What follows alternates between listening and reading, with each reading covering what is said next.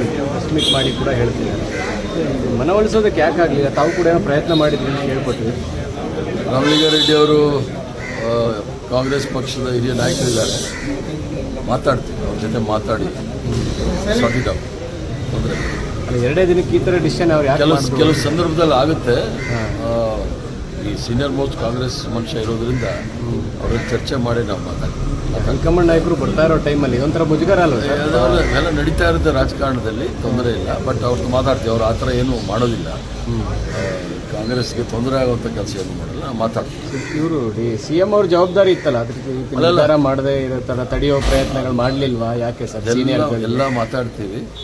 ಇವತ್ತೆಲ್ಲ ಆಗಲಿ, ಮುಗಿಲಿ, ನಾಳೆ ಮಾತಾಡ್ತೀವಿ. ಎಲ್ಲಿ ಯಾವಾಗ ಹೋಗ್ತಿದ್ದೀರಿ ಸರ್? ನಾನು ಇರ್ತೀನಿ. ಇನ್ನು ನಾವೆಲ್ಲ ನಾಮಿನೇಷನ್ಸ್ ಫೈಲ್ ಮಾಡಬೇಕು. ಇವತ್ತು ಕಾಂಗ್ರೆಸ್ ಅಧ್ಯಕ್ಷರು ನಾಮಿನೇಷನ್ ಫೈಲ್ ಮಾಡ್ತಾರೆ, ಆಮೇಲೆ ಕೆಲವು ನಮ್ಮವರು ಮಾಡ್ಬೋದು. ಅದನ್ನೆಲ್ಲ ಮುಗಿಸ್ಕೊಂಡು ಸರ್, ನೆನೆದು ನಿಮ್ಮದು ಭಾಳ ವಿವಾದ ಆಗ್ತಾ ಇದೆ ಬೇರೆ ಬೇರೆ ಕಾರಣಕ್ಕಾಗಿ. ಅದನ್ನು ಬೇರೆ ಥರ ವಿಶ್ಲೇಷಣೆ ಮಾಡ್ತಿದ್ದಾರೆ, ಒಂದು ಕ್ಲಾರಿಟಿ ಹೇಳ್ಬಿಡಿ ಸರ್. ಅದೆಲ್ಲ ವಿಶ್ಲೇಷಣೆ ಅಂದರೆ ನಾವಿನ್ಯಾರು ಮೀಡಿಯಾ ಹತ್ರ ಮಾತಾಡಲೇಬಾರ್ದು ಅಷ್ಟೇ. ನಾವೇನೋ ನೀವು ಸ್ನೇಹಿತರು ಅಂತ ಬಂದು ಮಾತಾಡಿದ್ರೆ ಅದನ್ನು ತಿರುಗಿಸಿ ಗೊಂದಲ ಮಾಡಬೇಕು ಅನ್ನೋದೇ ಮನಸ್ಸಿದ್ರೆ ಮಾಡ್ಕೊಂಡಿರಲಿ. ಏನು ಆ ಗೋಧಿ ಮೀಡಿಯಾಗೆ ನಾವೇನು ಮಾಡೋಕ್ಕಾಗೋದಿಲ್ಲ. ಇನ್ನು ನಾವಿನ್ನು ಯಾವ ಥರ ಇರಬೇಕು ಆ ಥರ ಇದ್ಕೊಳ್ತೀವಿ, ತೊಂದರೆ ಇಲ್ಲ. Yes sir, thank you sir.